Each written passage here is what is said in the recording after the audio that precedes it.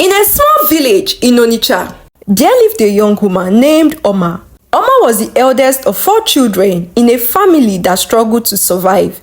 Her father, Anayo, worked tirelessly in their small farm, but no matter how much he toiled, the harvests were never enough. Hunger was a regular visitor in their home. Anayo could barely afford to feed his family, let alone send Omar and her younger siblings to school. As the eldest of 4 children, Omar carried a heavy burden, and as her siblings fell asleep at night on a tin mat, she would sit by the dim light of a lantern, dreaming of a brighter future. Omar wanted to become a teacher. She wanted to stand in front of a classroom full of children, teaching them how to read and write. But in a home where even daily meals were scarce, dreams felt like luxury. However, when her father passed away, life became even harder than it was before. Her mother, Mama Chi, was a very tough woman with sharp tongue. She believed life was about survival, and her focus was on what needed to be done to keep the family going. Mama Chi was always quick to point out to Omar how other girls in the village took bold steps to provide for their families. One day, as Omar helped her mother pound yam in their small kitchen, Mama Chi said to her, "Omar, you are the eldest of your siblings. You have to do everything you can to help this family. You know your father is no longer alive. Your siblings will feed, they will wear clothes and go to school too. So you see, they are all looking up to you." Mama Chi continued, "Okay, look at Choma, your age mate. She doesn't sit around like you. She goes out and make money for her family." Mama Chi said, her tongue as sharp as a blade. On hearing her mother's words, Omar froze. She knew what her mother meant.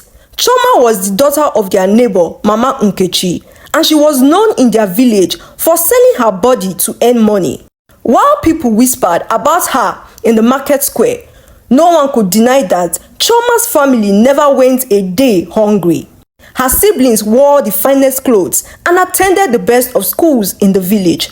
Omar knew her mother was a selfish woman, but not to this extent of asking her to sell her body to feed the family.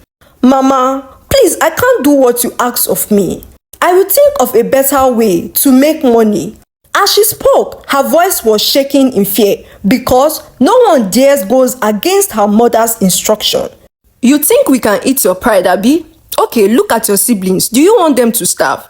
It is not like you have a choice anyways," her mother said angrily. Omar felt a knot tighten in her chest. Her siblings were innocent. Their wide and hungry eyes were a constant reminder of the family struggle. That night, as her siblings fell asleep, Omar stayed awake, her mind racing. She completely understood what her mother wanted her to do, and it broke her heart. Omar hated the idea of selling her body for money. She wanted to find another way. But what could she do? There were no jobs in the village, and her family's need grew larger every day. One day, after another night of going to bed hungry, Mama Chi cornered her to one side of the kitchen. "Do you want your siblings to fall sick because of hunger? Omar, you are our only hope in this family. Please, my child, reconsider what we discussed the last time.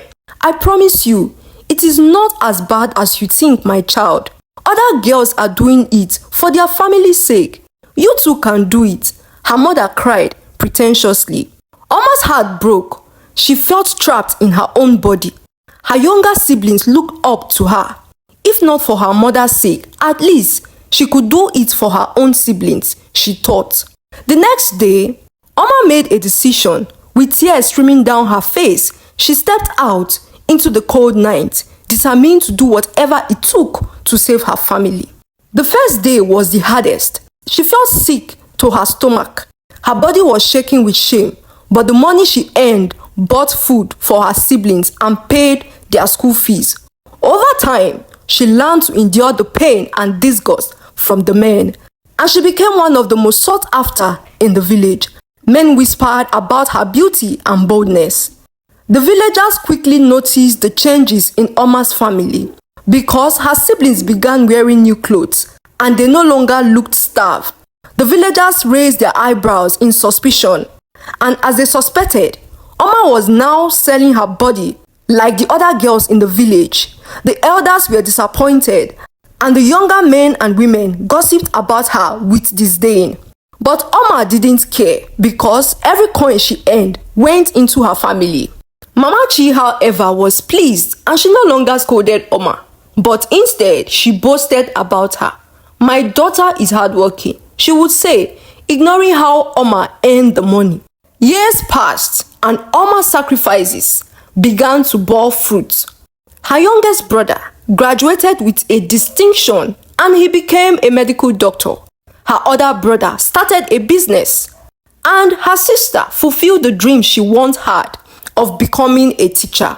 But despite this success, Omar's own life remained stagnant. Deep inside, she carried a heavy burden. She was now getting older, and no man in the village wanted her for a wife. Suitors came and left, each one leaving when they learned about her past. Omar's heart broke, but she kept her pain hidden.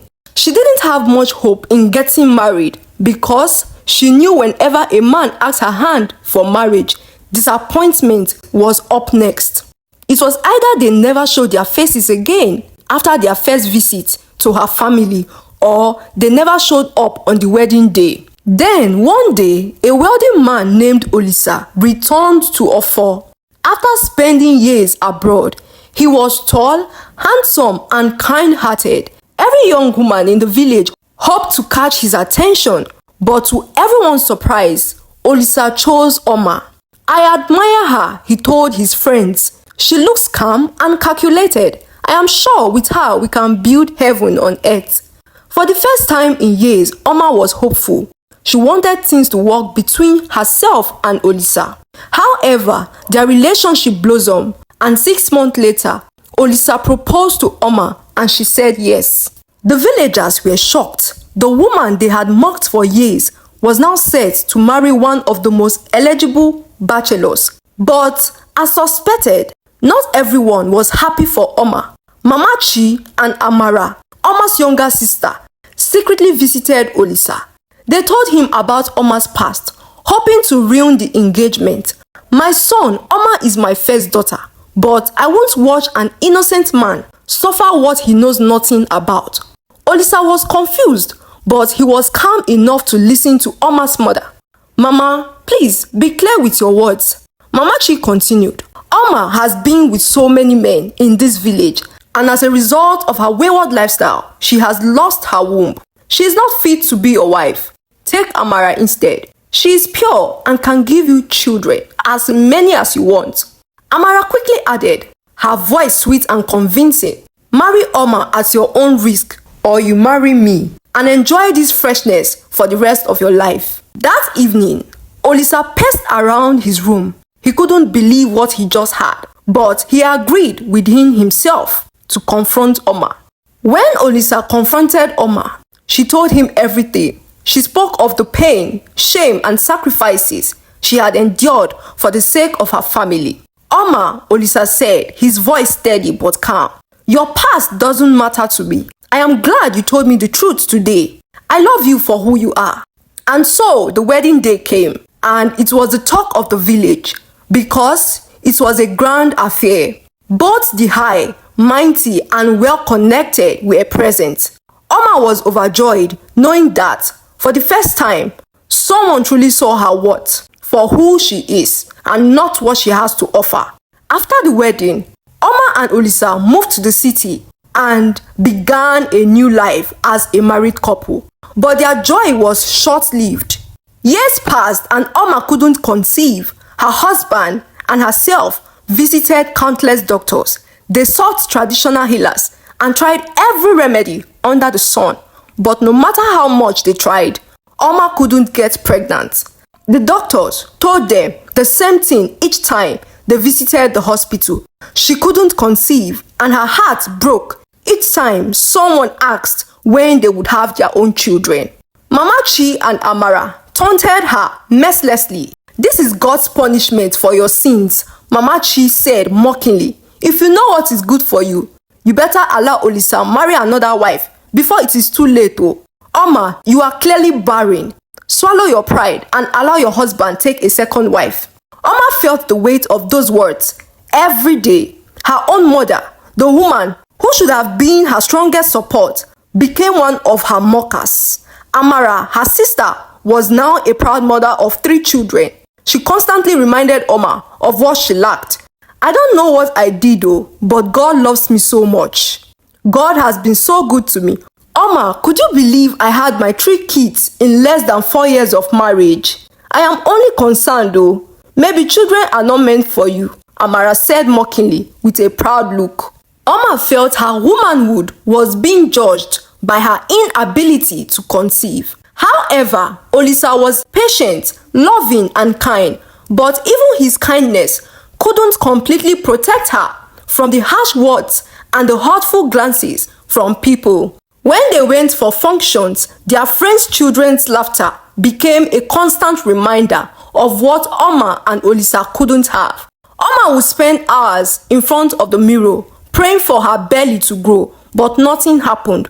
One evening, after another doctor's appointment that offered no hope, Omar collapsed into tears in their room.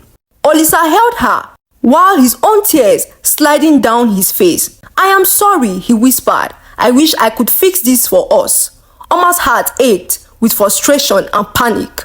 She wanted to believe that everything would be okay, but the doctor's words kept echoing in her mind. You might never be able to have your own children.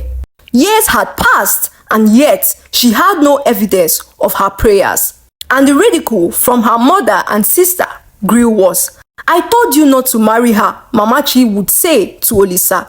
Look at Amara. She has given me 3 beautiful grandchildren, and Omar can't even give you 1 child. You had better start considering other options. You better think of taking another wife, Mamachi said. Olisa's parents, who were once supportive, also began to question Omar's ability to be a mother. They started suggesting to their son to take a second wife, since the one he had at home was his fellow man. The pressure was unbearable for both Olisa and Omar. However, outside her husband, the only comfort Omar had was in her faith. She spent hours in prayers, begging the heavens to grant her the one thing she wanted the most. All she wanted was a child to call her own.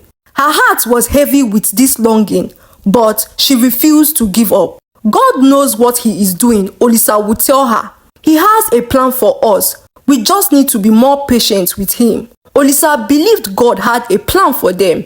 Even when doubt beclouded his own mind, he tried to be strong for his wife.